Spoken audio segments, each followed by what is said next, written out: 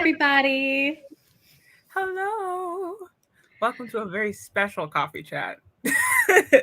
All of them are special, but this one I feel really, really excited about because we've done this coffee chat in the past, but that was before, if you can believe it, before we put them on the internet and we were just having them as closed discussions. And so I'm really excited to have this conversation again, and this time with some different people. So get excited because today we are talking about the cultural landscape of the publishing industry with two very special guests. All of our guests are special, but today our guests are also special every time. So we're going to bring them in. Dun, dun, dun, dun. Hi, illustrious panelists. Hi. Would you introduce yourselves? Okay, hi, my name is Khadijah Wynter. I am the author of The Mafia Princess and the creator of Thick Girls Read To book blog. It's awesome. Hello, everyone. My name is Jaime Martin Ko Atilano. They, he pronouns, and I'm the author of Mala and the Massive Gold. So happy to be here. We're so glad you guys took your time out of your day to join us and to talk about this in our coffee chat space today. Alrighty. Kyra, would you like to kick things off? Yes.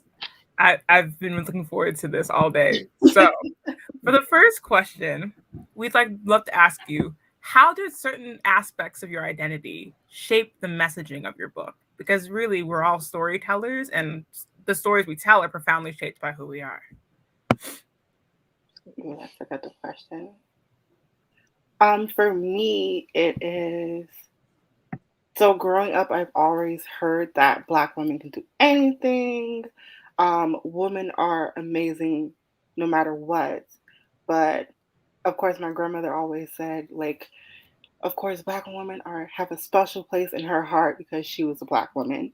So the characters in my book, I wanted it to be relatable to the minority as a minority.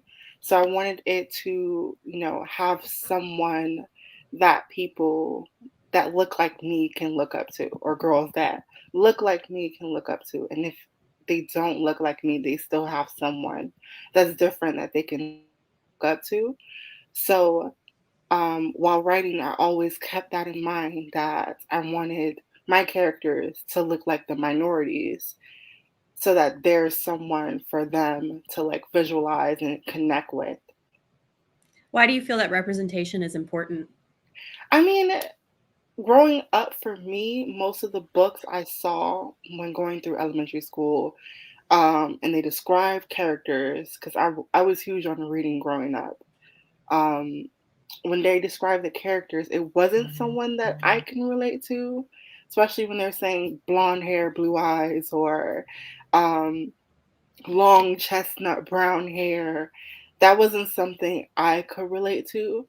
So when I was in middle school, I told my dad, why don't people in these books look like me? And so I don't think he really thought about it when he said it. He's like, well, create someone that looks like you. And I was like, huh.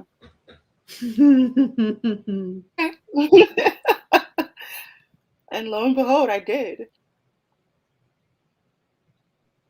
Yeah, for me, just echoing all the sentiments that Khadijah just shared, that's exactly, why I also wrote Mala and the Massive Gold. I don't think there's any other aspect really other than to really hammer on the representation piece. I know really coming from both being Filipino, Filipinx, and also growing up in the Philippines and immigrating to America, we don't really see much, Southeast representation stories.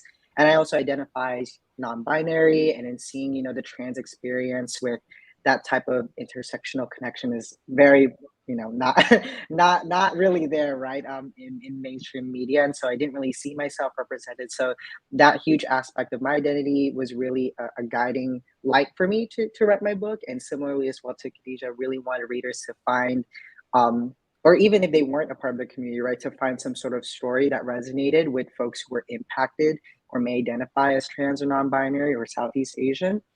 And really the messaging, at least for Mala and the Massive Gold, like no spoilers, but the messaging is all about healing, because I think coming from, a person, like coming from a community such as the LGBT community, we deal with a lot of, not being accepted, and a lot of trauma that may be dealing with family, or maybe with just the journeys of life. And so really want to focus that piece of it gets better, you can heal through it, and you can find empowerment through hopefully owning your identity. So I'd love to ask you a similar question in that how do you think it makes people feel to lack that representation, like you said, in mainstream media? I think, wow, I think a lot of people feel angry, right? And that's like the first thing. It's like you don't see yourself, and we're in 2022. It's one of those questions like, why in 2022 we should be seeing yourself, and that's not the case, unfortunately. And so I feel that a lot of audiences, Khadijah too, if you want to echo in as well, are most like angry, upset. But there's a lot of work coming in. That's why we as the authors are here to help bridge that gap.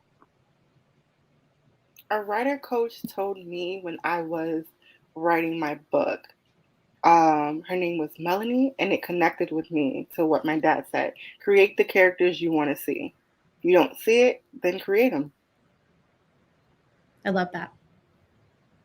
Yeah, you have the power to make change 100%. Yeah, exactly. Kyra, do you have any follow-up questions? Well, I think that this is like just listening to you guys reflect on this. I'm trying to formulate this properly into a question, but something that I've noticed a lot is that even as people from non-majority identities come forward with, well, our stories, there still kind of seems to be this sense of like othering, like, oh, the default experience, or anybody can relate to the cis het white male main character being the hero of the story. But if it's somebody who isn't that, it's like, oh, look, I'm so like, look at me stepping into another person's shoes, when nobody else, like nobody makes the same kind of argument when it's, I guess, the default.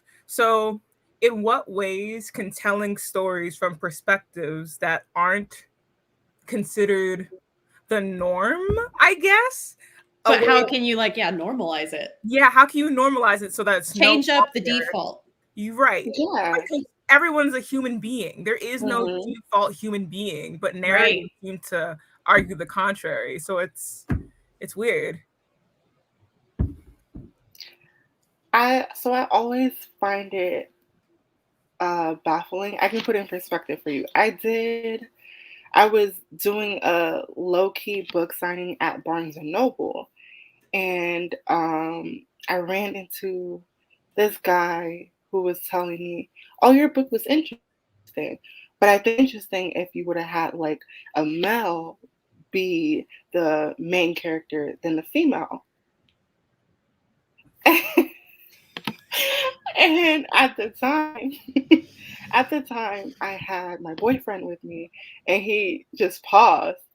And so I'm like, well, why do you think my book would be better with a male being the main character instead of a female? Because I'm pretty sure there's plenty of stories that's probably similar to my own that would give you the male perspective. He's like, well, the story is usually done by a male perspective. And I'm like, did you see what you just said? Like the point, it's always done from a male perspective. So now you're seeing it from not only a woman's perspective, but a minority's perspective. And it's changing the concept or the story or the topic, isn't it? Like, don't you want to read something different? Yeah, I mean, it's okay not to have something that's like everybody else. Yeah. I'm like, I completely understand that things have been, the default is usually the male saving the female or having someone that looks a certain way. So I'm like, changing that kind of makes people a little nervous, but I like changing the supposed default and making something else become the norm. Yeah, I just would like to follow up on that. Well, first and foremost, so sorry you experienced that, because that's horrible for anyone to experience, especially with your story, it's your book, right? To have someone come in there and just I don't know, like that's horrible. But just like, and this type of question is really, it's kind of catered to, you know, it's kind of out of our control, right? How society dictates those types of norms, and why we write these books, like Khadijah noted, is we're breaking that standard, because all of our stories share universal truths, right? We all have universal truths. Doesn't matter who you are. There's an element of, like for me, yes, my character is gender fluid. You don't have to be gender fluid to understand maybe the pain that Mala is going through growing up, right? Maybe arguing with their older brother, right? Or maybe losing a family member through grief, right? But these are all universal truths that people share. Just so happens my main character is gender fluid. That doesn't mean you can't relate. And to see, you know, it's more of like less of our job to make someone like that reader, for example, like change their mind. They don't want to change their mind. That's on them.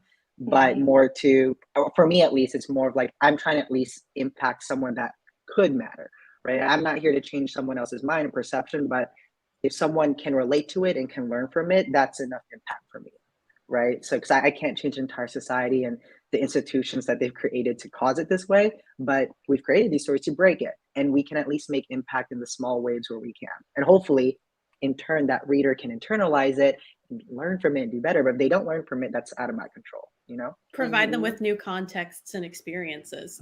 Because part of the reason I think people hold so many beliefs and hold to them so strongly is because they have such a narrow set of experiences.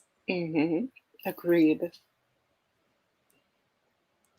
With that, I don't have an amazing transition for this, but I do want to, I'm excited to hear your responses to the next question. How do certain aspects of your identity shape your author branding as well? And Kyra, So if you want to pile on, because you have a great example of how, sorry, I didn't mean to interrupt you. Yeah, maybe we can hear Kyra's example and then we can maybe piggyback off of that. That works, whatever's best. Okay, so I think that, so for example, I am a Black female.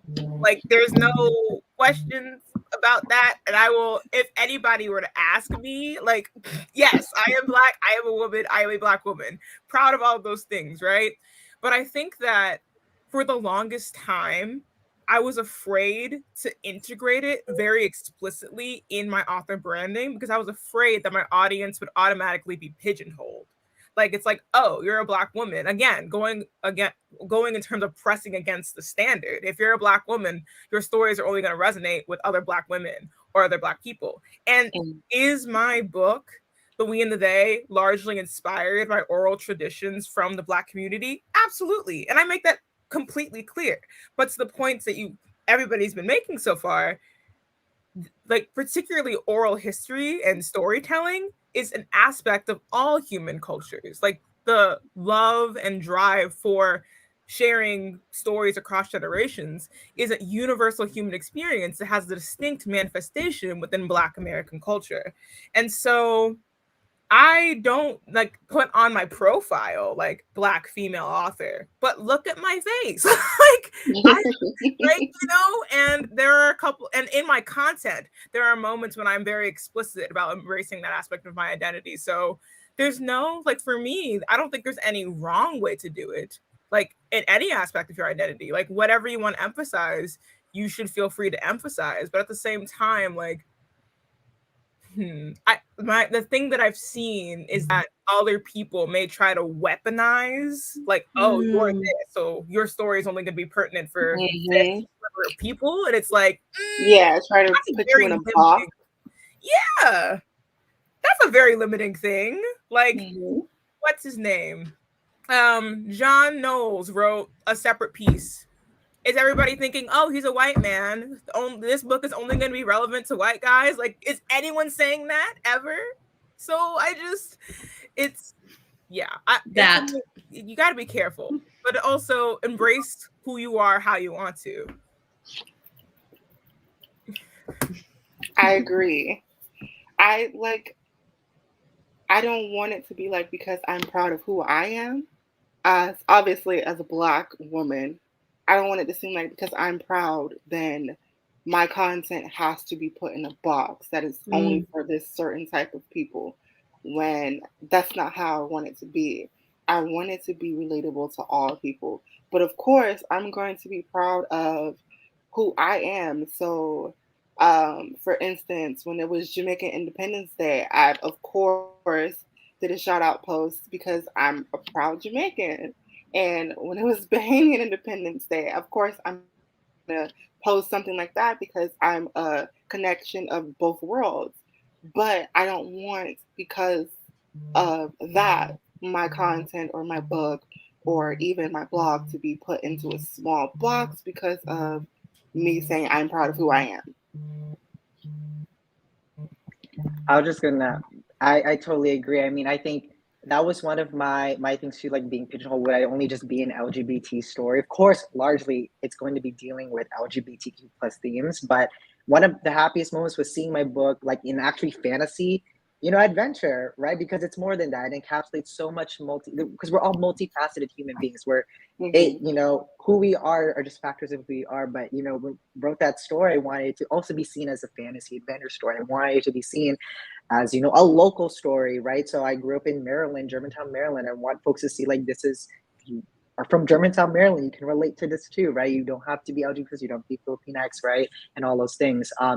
But I might be a little bit different for me per se because my identity has been largely a huge part of a lot of my life outside of just my author branding. A lot of my work was through diversity, equity, inclusion work. So I was doing a lot of just like when I was in college, I was advocating for DEI inclusion and equity, right? I was working for nonprofits, for LGBTQ plus nonprofits. I was working for just minority communities getting treated like humans and advocating for policies there. And then even moving to my 9 to 5 life, professional life, I would join employee resource group and spearhead just like all these things. So in a way, those aspects of my identity where it in a way did pigeonhole me, but also elevated other aspects of my life where I could still touch upon diversity and inclusion, and make an impact in communities that I care about. So it's kind of like a double-edged sword, but if you can find the light, or I guess is what I'm trying to say, in that type of situation, you can. And so I was able to leverage that to continue that type of work because at least it works out for me. But Who you are makes the story richer. And that's what makes it fun too. When people are sharing like who they are as humans on, whether it's social media or on the inside cover of the dust jacket on the book, it makes the story richer, like knowing or reading the author's note and hearing where the perspective is coming from and why somebody wrote a book. Yeah.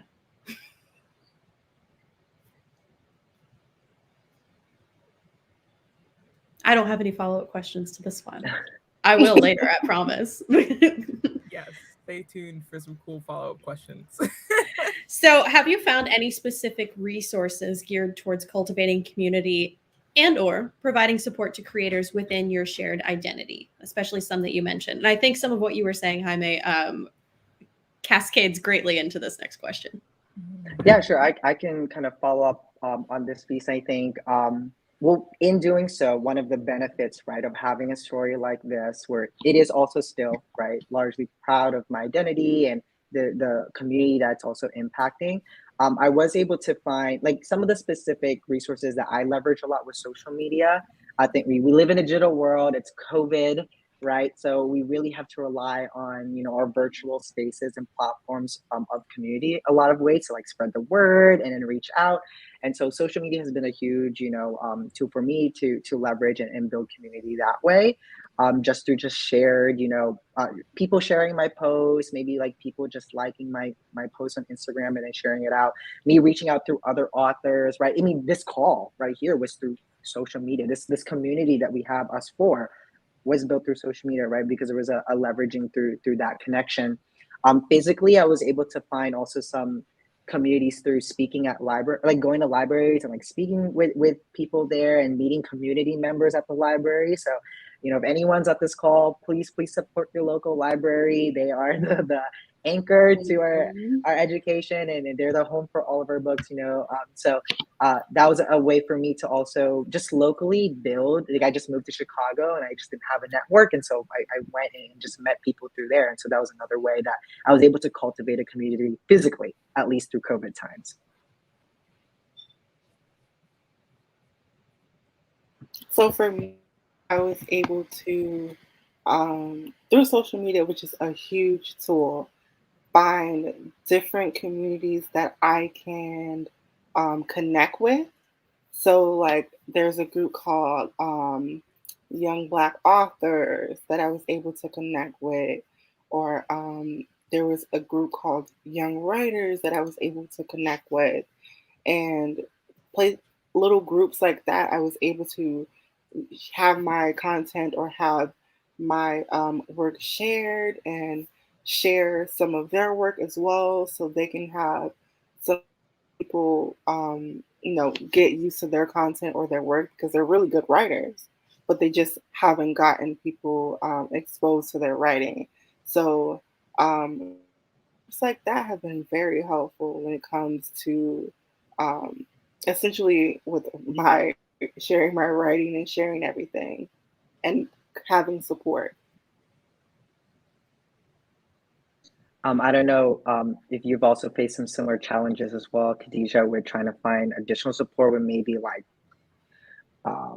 those types of like author publishing types of organizations. I know being smaller authors and niche type Yeah. stories, that has been incredibly difficult to try and move the needle or get them to take us seriously. And so I try my best that's why I really lean into my local community and just like the readers who do care, because I don't want to like lean in on that, right? Because maybe an institution doesn't want to support, but I know that has been an incredible struggle for me. So Yeah, that has definitely been a struggle with me. I had um, an author group to essentially sharing my content because I didn't have enough followers.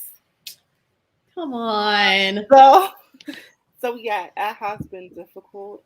But I mean, it's a no here is a yes somewhere else. So like, number of followers shouldn't adhere to your credibility as a writer, as a exactly. storyteller, and it's just unfortunate. Exactly. So that's one of the cons of social media, I guess, I'm saying. So Like, you published a freaking book, that's your credibility. Yeah. Agreed.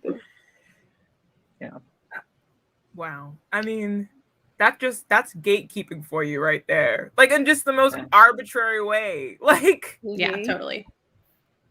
Speaking of gatekeeping, segue. How can the publishing industry be intentional about fostering diversity without tokenization? Because I can personally say that I feel this so hard in so many like echelons of my life that it's hard to like, you want to be happy, but you also can't help but wonder,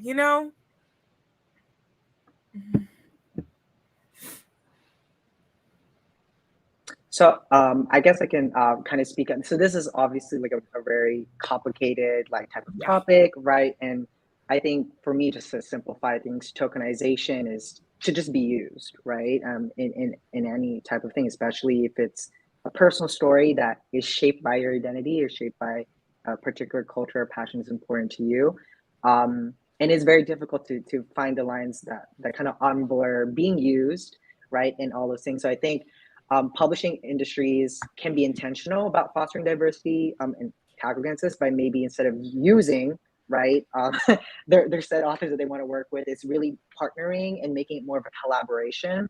And when you're doing a collaboration, you're not having expectation of them to perform and bring a result, right? It's more about like, how can I help you bring about the story you want to live, like tell it through, right? And how can I help you be successful in getting through your journey across all of it, right? And be successful in it in the way that you see it, right? In the way that is authentic to your story and to your community that it's likely impacting.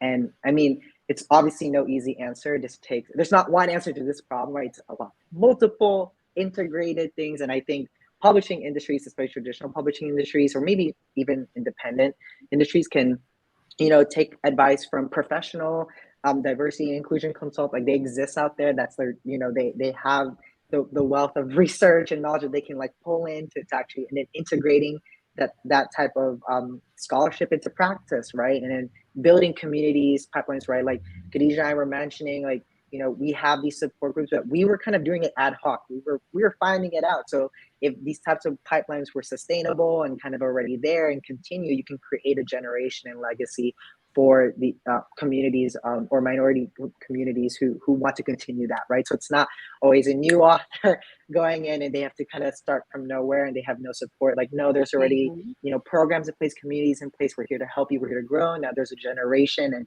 it's not, an issue anymore per se. If anyone else wants to echo. Oh, I agree with that 100%. I think to have them foster diversity, they have to really be intentional about wanting to foster diversity. Because once you have that in your forefront, like, okay, I want the content we publish or the authors we team up with and we help publish, we want our work to be diverse so that not only are we connecting with the default, but we're connecting with other people as well. So I would say making sure that they are definitely connecting with groups and organizations that may help and have that diversity that people are seeking. And so, like you already said, so we won't be, as new authors, having to find our own way to see the diversity or to bring the diversity that we want to see. Right. Well, and Kyra, what was that statistic that was in 2019? 11%? Was it 11 or it was 11? 11% of published authors were people of color. 11. Shockingly low. And part of the reason that that's the case is because there's also an issue of the lack of diversity within executive spheres of the publishing industry. So 78% of at the executive level in the publishing industry are white, just straight up. And editorial departments are trending even more white. And the thing that gets me every time is that the intern level is vastly more diverse than the rest of the industry, but it's not trickling up. No. Exactly. And so when you have that lack of diversity, they're also not choosing editorially, they're not choosing diverse authors and voices. Mm-hmm. And so, Mackenzie, go ahead. Sorry. Go ahead. No, you're good. No. I was just going to echo on that because I think going into the topic, right, of seeing who's in power is a majority of white, especially white, cisgender, straight males, right? They know they're in power. They literally have the agency and the power to push folks of color, right, and have more gender diverse, representation, and they have that opportunity. And I think, and a really good example I wanted to kind of call out was Rick Riordan Reads, right? They're a good example, I think, because I feel like this is like a case study that could be applied to all types of, it doesn't just have to be fantasy and genre, right? I think all industries can take note of that, where Rick Riordan, right, he's obviously a cis white male. He was very successful in telling his story about Greek mythology, what so have you, right?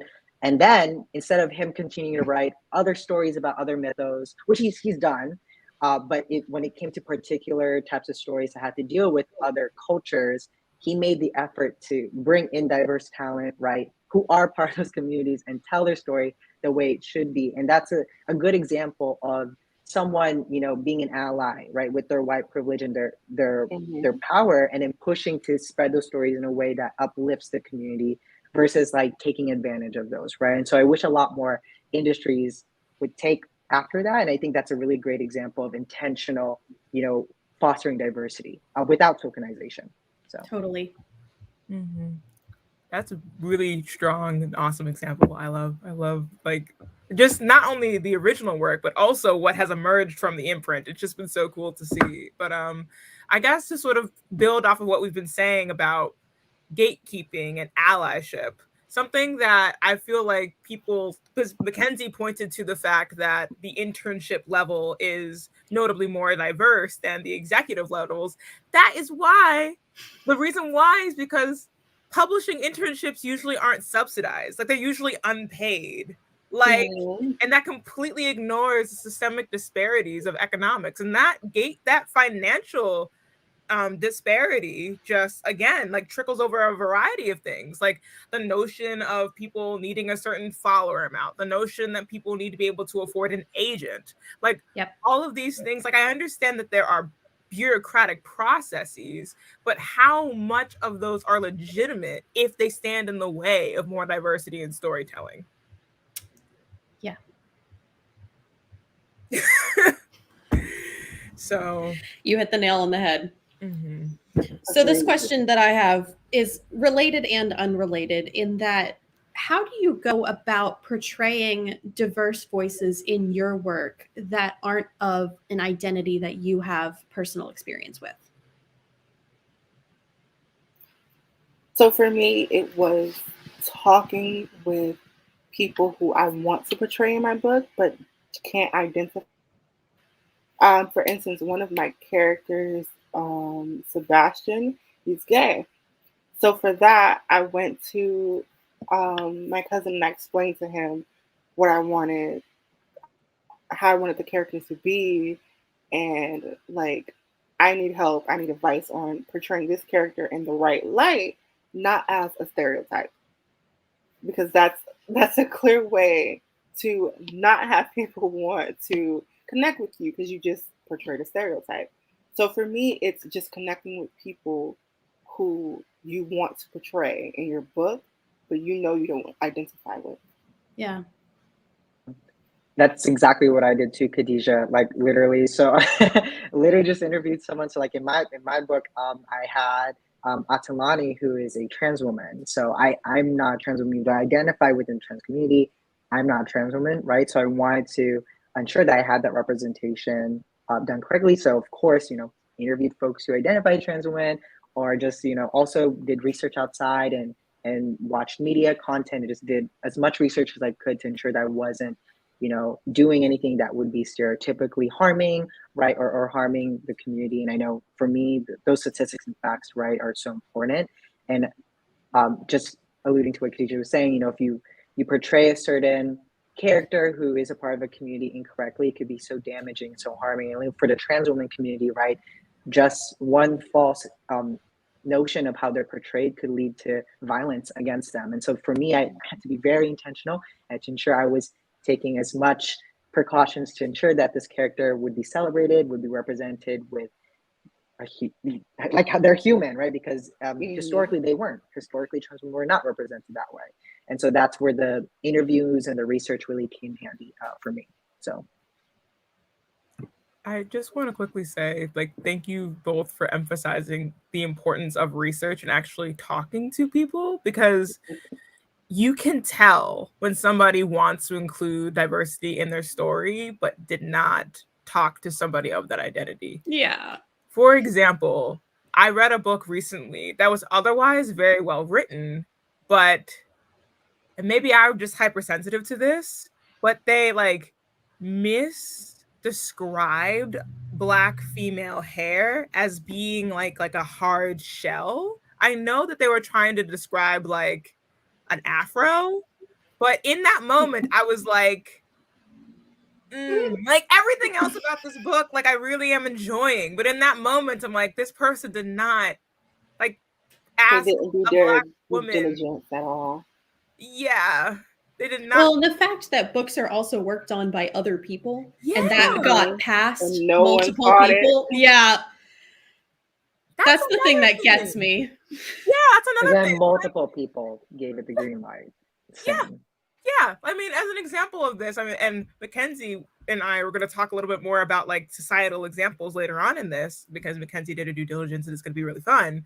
But this kind of reminds me of the example of when, I want to say it was Louis Vuitton. It might have been Gucci, but it was probably Louis Vuitton, where they had this sweater or this necklace that looked like a noose, and they had oh yes, actor wearing a Black model wearing it, and they were wait, that's, but no one said anything at all. And there was another one where they had a like a sock monkey that was like had the coloration of like the old Aunt Jemima.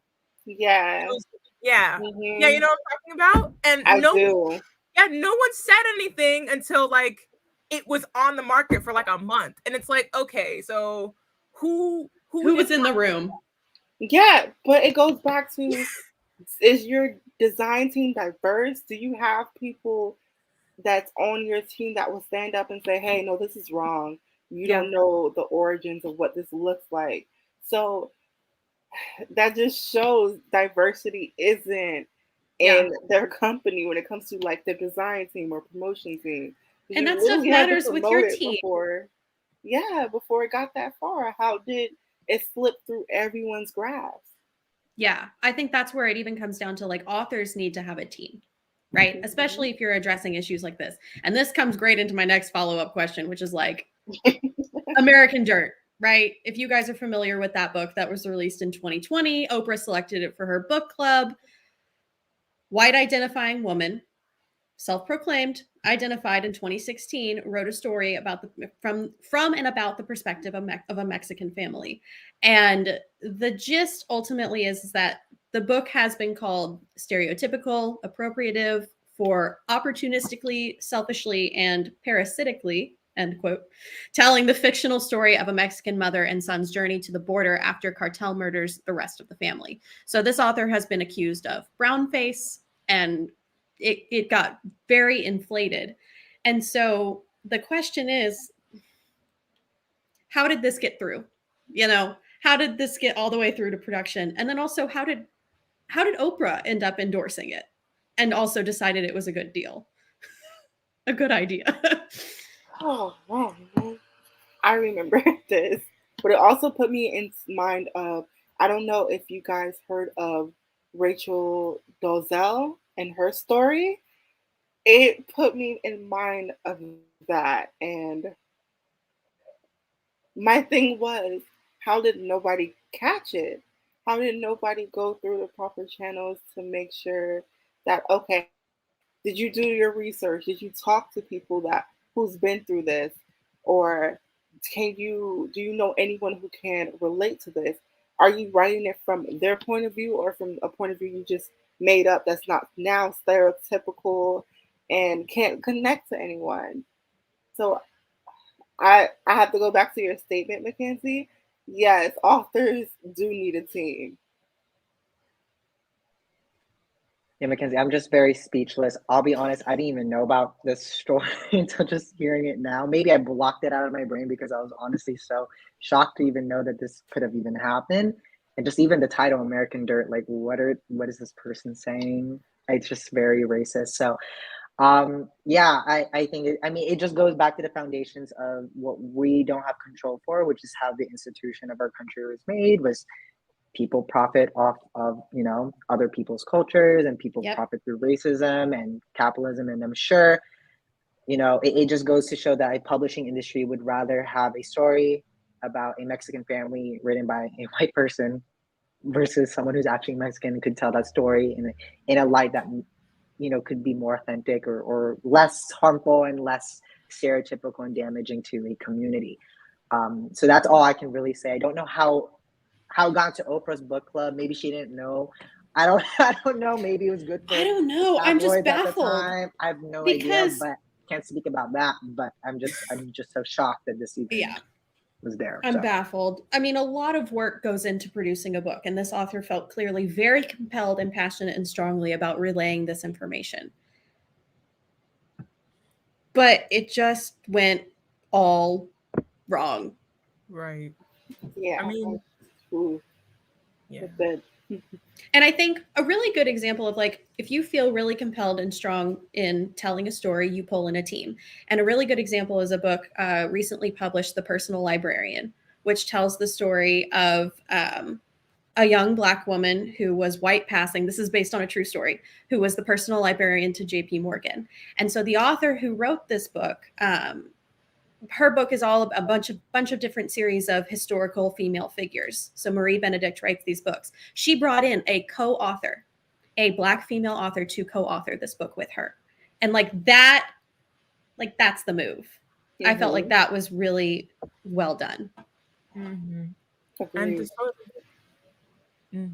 to sort of build off of what you're saying, Mackenzie, I mean, again, like another example of somebody who did it somewhat well is, I don't know if you guys are familiar with the book The Astonishing Life of Henrietta Lacks, but Rebecca Skloot, a white woman, wrote that book, but she dedicated a huge portion of the profits to an institute to keep Henrietta Lacks's memory alive. So I think the big issue with American Dirt was that when somebody tried to call her out for why she wasn't intentional in centering Mexican voices in this, she said she tried to like backtrack on her own self-identification.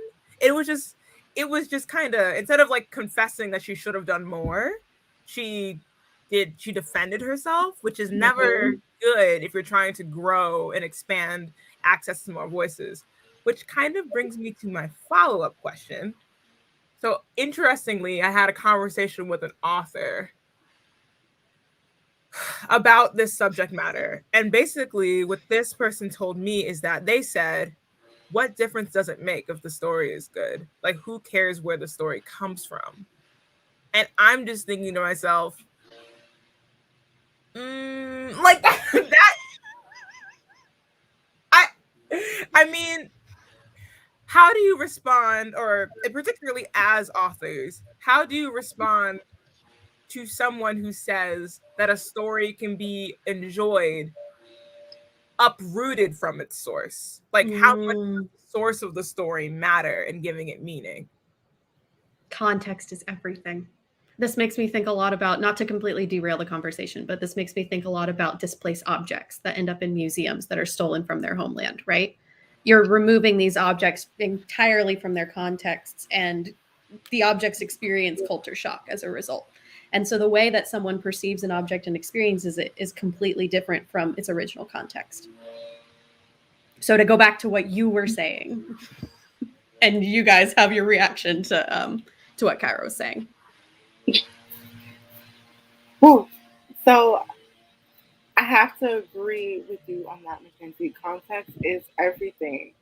So it kind of, I had a conversation with one of my best friends recently, and one of the statements she said was, you can relate more to the Black experience coming from a Black woman versus someone else on the other spectrum telling you about the Black experience.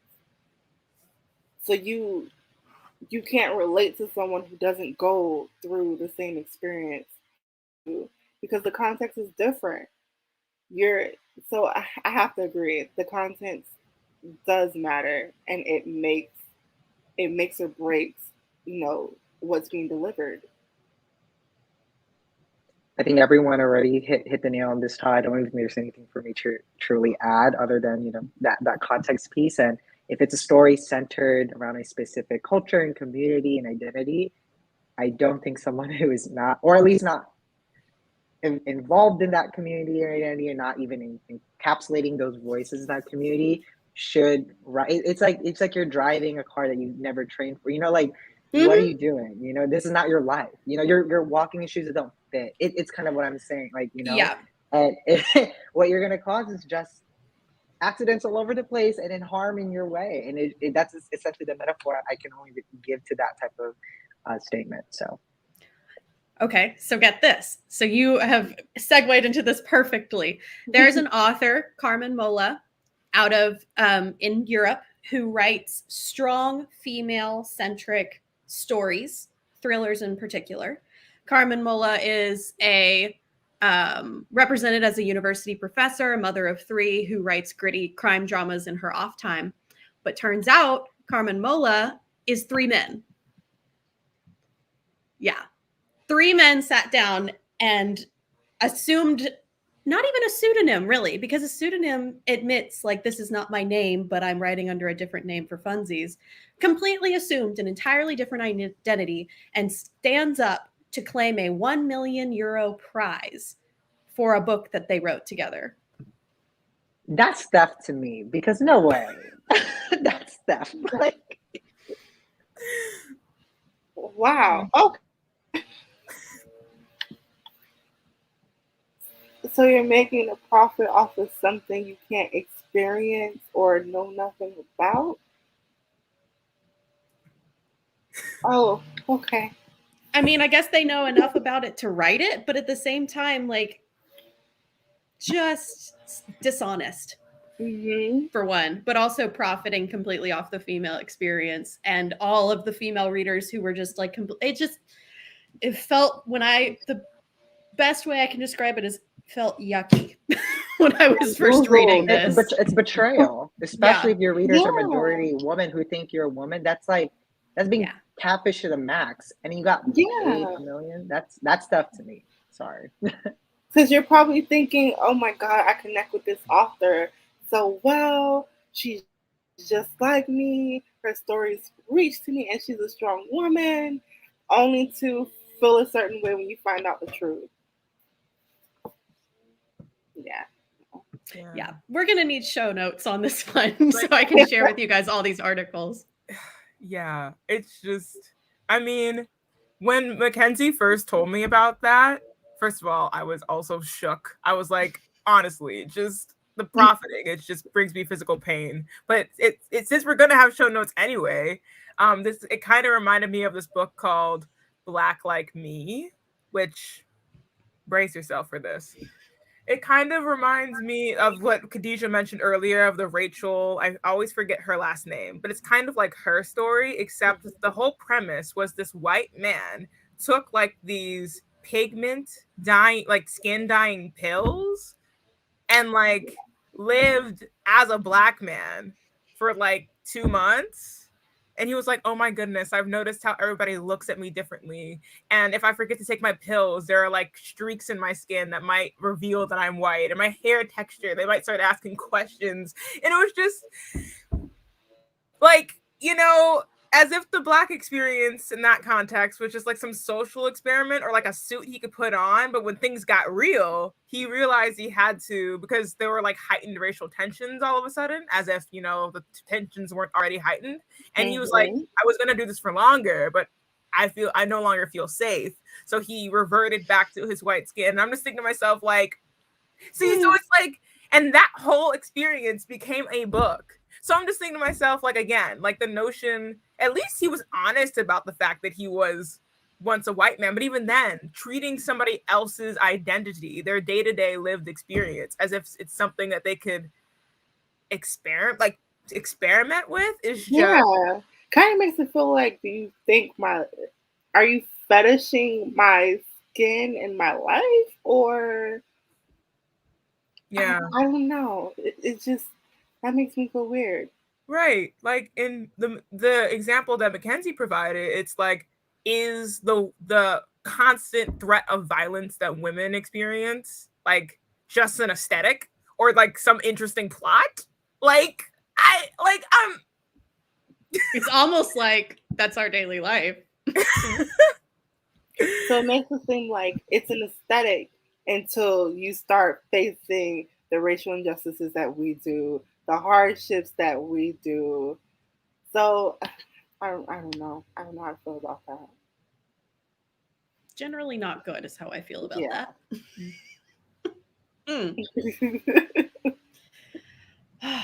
So coming down from that, in terms of coming back to many minutes ago, we were talking about author branding. So what's one piece of advice you would give to other authors, aspiring authors, in embracing different aspects of their identity and putting that out there? I would say no matter what, stay true to you. Yeah. And what you created and how you identify yourself. Don't let other people on the outside try to persuade you to change your identity or change what you're portraying or sharing, so you can essentially go back to the term default. So you can default. And don't ever let them tell them you're not enough either. Yes. You're not Black enough. You're not gay enough. You're not feminine enough. Like, you made it this far being who you are. So clearly you can go even further being who you are.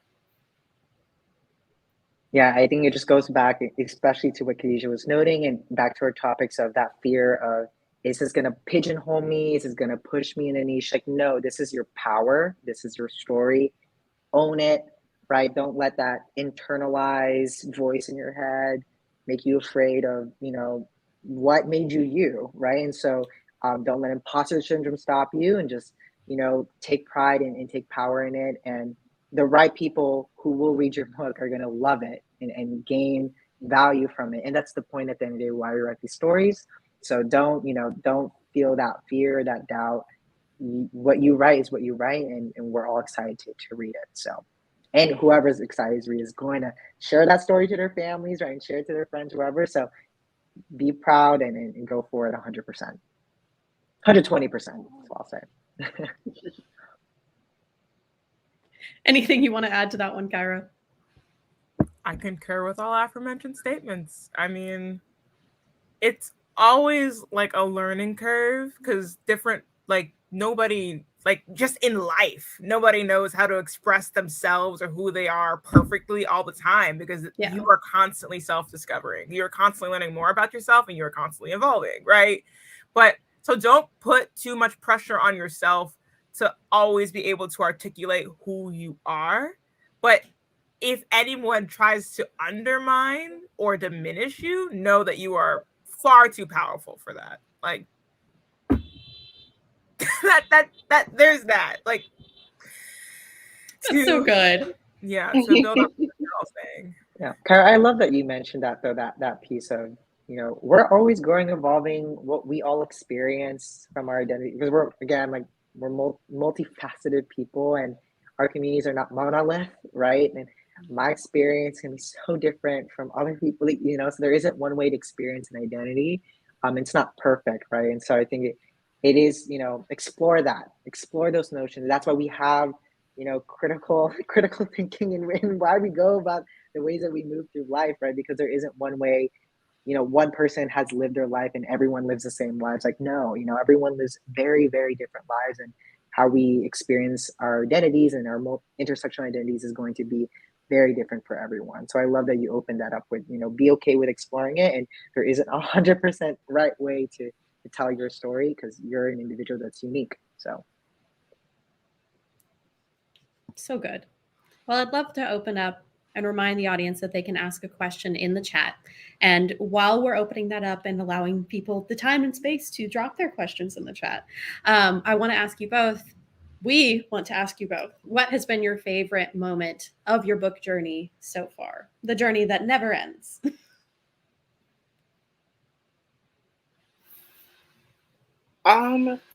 There's been a couple of favorite moments for me. Hearing other young authors tell me, if you can do it, I feel like I can do it too. So the encouragement of them wanting to write, wanting to create their own stories that are relatable, that has been like one of my favorite moments. And my second favorite moment has to be someone dressing up as my main character for Halloween. That was definitely a shocking moment. That's amazing. That is and see, like, how publishers, like, you don't have enough, like, you literally, the impact you make, like, what, like, no, Yeah. that's amazing. So I guess, yeah, my my favorite moments are pretty much very similar to Khadijah. It's just the impact that readers have had with Mala and Mastergold. I think one moment particularly was just this one mother was, she bought 2 copies of the book, one for herself so that she could educate herself, and one for her daughter, who identified as trans. And so I think that was huge. She mentioned, I bought this book because I want to make sure that, she feels safe, I could relate with her, and I think she'll really enjoy the story. And I think for me, that, like, teared me up, because I'm like, wow, that's why I wrote this, right? Like, I want families to know, like, they can, use this type of story as a way to bridge differences that they may not understand, because you're not going to know 100% how someone's lived experience is going to be, but that doesn't mean you can't, try, or you can't make an effort to build some sort of connection there. So that just has been my favorite moments, just those impactful moments, like, right, like having someone, dress up as a character, like, that's Right. huge, right? That's huge. That means That that was reader amazing. was like, dang, I feel like this character. So that's really one of the best moments too, is having those messages like, I felt like this character is so me, or this character was this experience, because it's like, okay, I was able to connect with you that way. It's successful. Yeah. So it's awesome.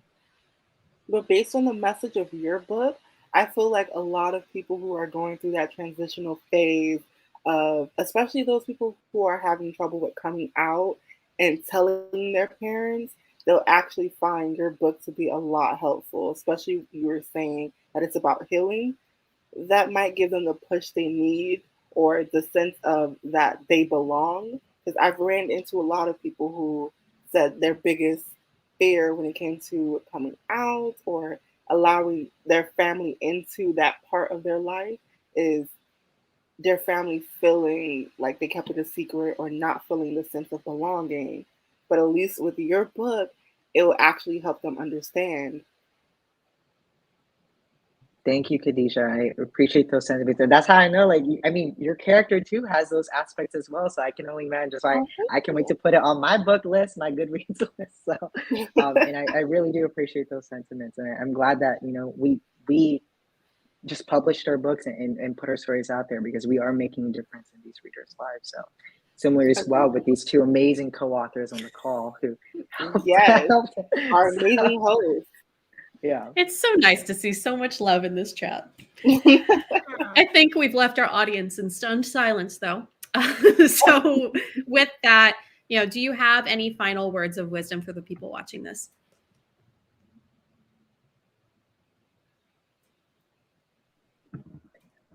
Again, it really just depends on who's watching it. But if you are someone who hasn't written a book, have always wanted to write a book, I hope this call has inspired you to do so. And especially if you're someone who is within, you know, a minority community, right, or identifies as such, like, do it. Tell your story, own your story, and you be a part of this movement we're doing, which is breaking, right, the institutions and what they think a story should be, right. Your story is very valid, and you should go about and do it. So that's my final words.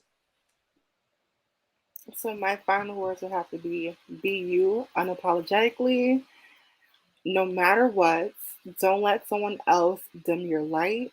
If you think it, you can actually do it. Just put trust in yourself to actually get it done.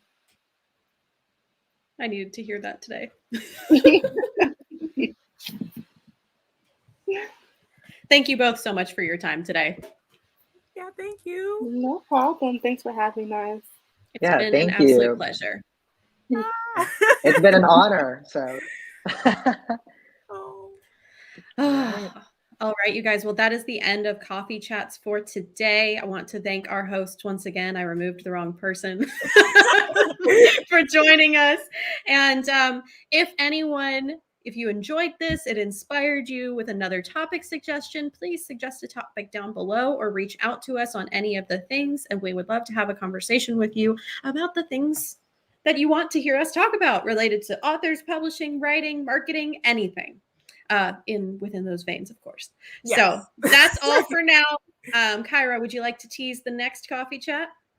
Why, yes, I would. So we actually, next week is going to be a double feature coffee chat day. So it's going to be a party. So the first one, we're going to have the opportunity to talk about using your book or your book journey to broaden your professional networks, and the other way around, how your professional network could add value to your book journey.